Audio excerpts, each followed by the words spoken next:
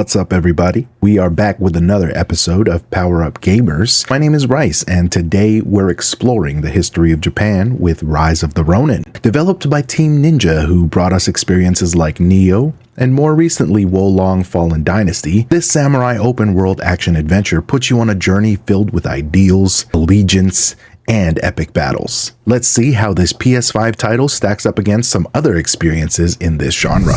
Rise of the Ronin is set in Japan's Bakumatsu era of the 19th century. We step into the shoes of a Ronin from the Veiled Edge faction, navigating a country torn apart by political unrest, civil conflict, and foreign interference. While the story is engaging and filled with intriguing characters, it occasionally falls into predictable tropes of honor and revenge. The game gives players choices to side with opposing factions, which act as pivotal moments in the narrative depending on what you choose. However, after discovering the book called Testament of the Soul, a game mode which is easily accessed at any given longhouse, you can go back in time to revisit regions, retry missions with different choices, to either experience a different narrative or even just to give way to your completionist tendencies. This is a great way to keep players interested in the game without requiring them to sink hours into another full-blown playthrough. Nonetheless, I really enjoyed the way the story unfolds, as it took me through unique and interesting pseudo-historical happenings of the Bakumatsu era.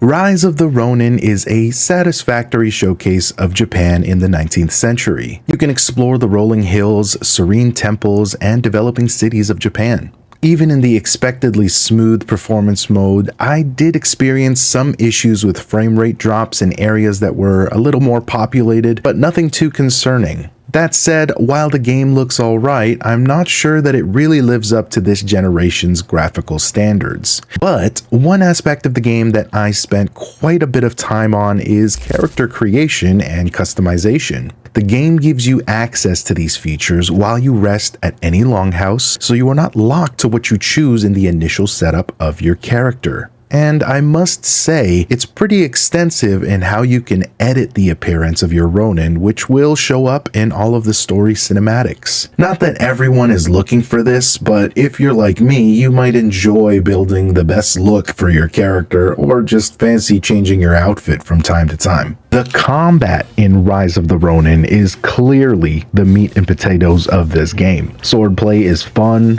fast, and fair, and the variety of weapons you have access to keeps you coming back for more. The inclusion of several weapon stances earned by increasing weapon proficiency adds depth to battles, requiring strategic real-time adaptation to different enemy types. Exploration is standard with hidden shrines and collectibles scattered throughout the world. However, loot that you collect more often than not just takes up space in your inventory, and it doesn't feel very rewarding after grinding these activities. At the very least, these interactions can be completed pretty swiftly with little to no thought, but were always an excuse and an opportunity to slash down some bandits and worthy adversaries.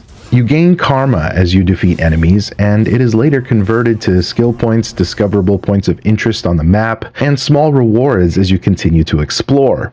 But if an adversary bests you in combat, you lose your karma and a vendetta is triggered. As a result, you'll be sent back to the last banner you interacted with, leaving you with an opportunity to gain your karma back by defeating the enemy that bested you. Boss fights can get really intense depending on what difficulty you choose to play on, but even on the lightest difficulty, you do have to be careful about replenishing your health and studying your opponent's patterns. If you're skilled in timing your counter spark, landing critical hits will deal the most damage.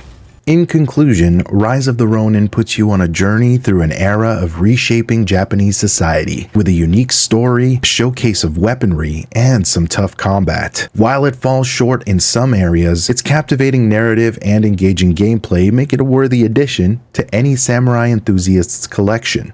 It's a game that you'll want to pick up if you enjoy other titles in this genre, and maybe a way into Japanese culture and history that you would not otherwise have an opportunity to explore. And even after all the notes that I've given here, I thoroughly enjoyed my time with Rise of the Ronin and would recommend it to anyone who loves this type of game. That is, sword fights, open world exploration, and especially cuddling cute animals along the way. So, what are your thoughts on Rise of the Ronin? Leave a comment below and don't forget to like and subscribe for more content like this in the future. Big shout out to everybody that's been watching these videos. Thank you so much for your support. Until next time, peace.